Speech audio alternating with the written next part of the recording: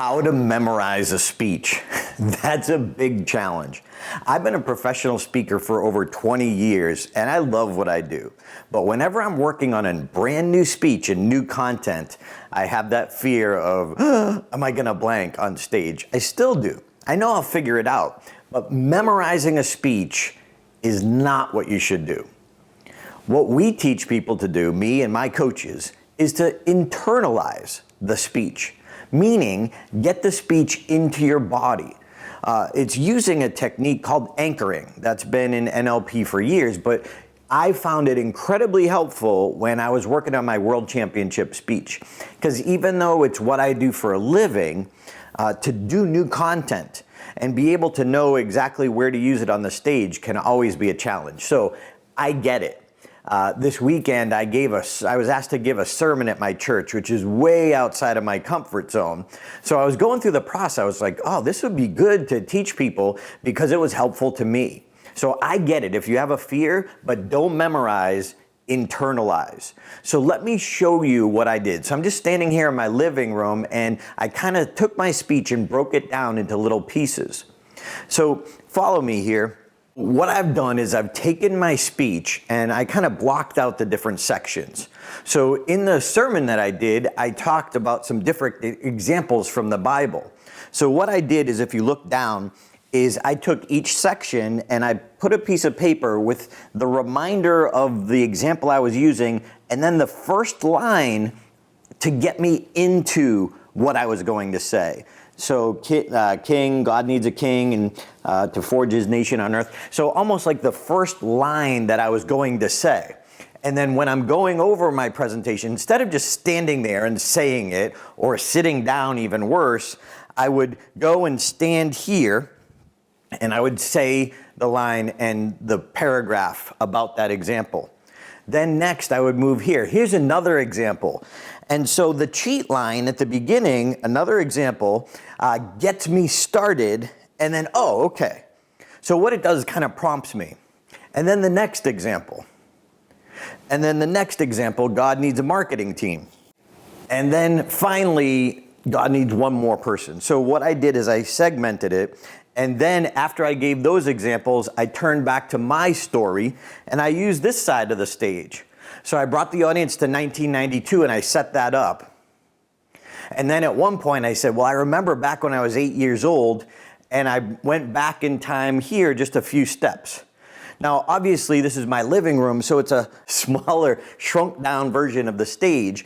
But what it does is I'm anchoring each different place. And one of the techniques I used working on my championship speech is I had my dad stand in front of me and just point and do it out of order.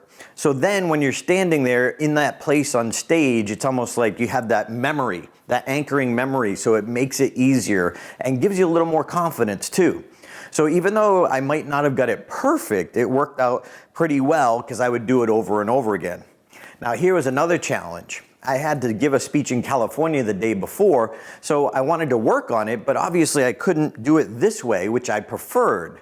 So what I did is I took my smartphone and I had my sermon all written out word for word, and I turned on voice memo and I literally recorded the whole sermon in voice memo. And then I listened to it over and over again as I drove to California. So obviously be safe when you're driving and check with the local laws what you can do and can't do.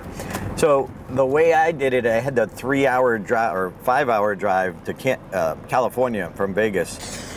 Ever wish you were the boss? So I echoed at first. Ever wish you were the boss? All the decisions. You get to make all the decisions.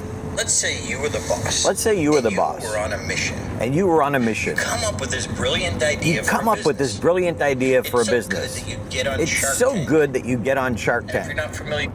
So the more I went through it, the more familiar I got. And then I tried to say it at exactly the same time or ahead of what I was saying on the recording. With the show, it's where entrepreneurs bring their business idea to a group of multimillionaires, the sharks, in order to get them to partner with them and get their financial backing. So if you see what I did, I was trying to, at first, to get familiar with it, I just echoed it and just said it over and over again. And then eventually, as I could, I tried to say it at the same time or ahead of time. So it gave me a great use of time in a 5-hour drive. But you could even do that like inside or even when you're walking it out in your living room. But obviously, if you can get on the stage that you're actually going to speak on, even better. Or in the room, meeting room, you're going to speak, even better, because then you get familiar with the atmosphere. So I hope that helps. So here's how it turned out. So God chose Moses, the least likely person, to be his spokesperson. All right, another example.